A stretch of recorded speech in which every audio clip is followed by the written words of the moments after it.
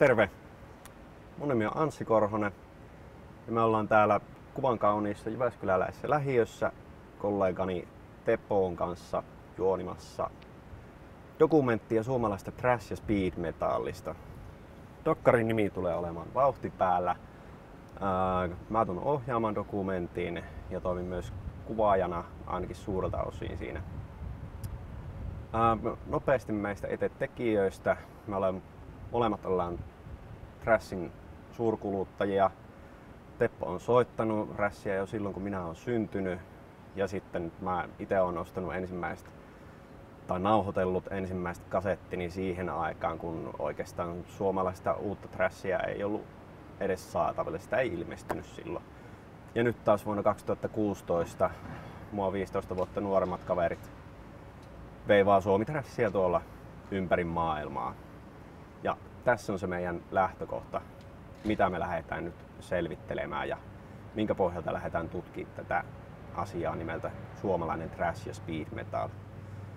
Tässä vaiheessa Teppo jatkaa tästä.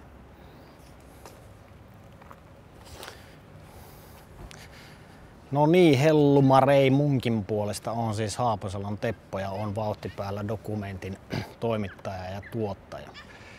Syy, minkä takia me teille tätä filmiä tässä tehdään, on se, että aloitetaan mesenaatti.me:ssä kuukauden kestävä kampanja, johon me tarvitaan teidän apua. Ja pääsääntöisesti meidän apu kohdistuu siihen, että meillä on tuotannosta syntyviä kuluja, eli kaikki matkustaminen, kalustokulut sekä erilaiset immateriaaliset kulut, musiikki- ja kuvankäyttöoikeudet, joihin me tarvitaan taloudellista jeesiä.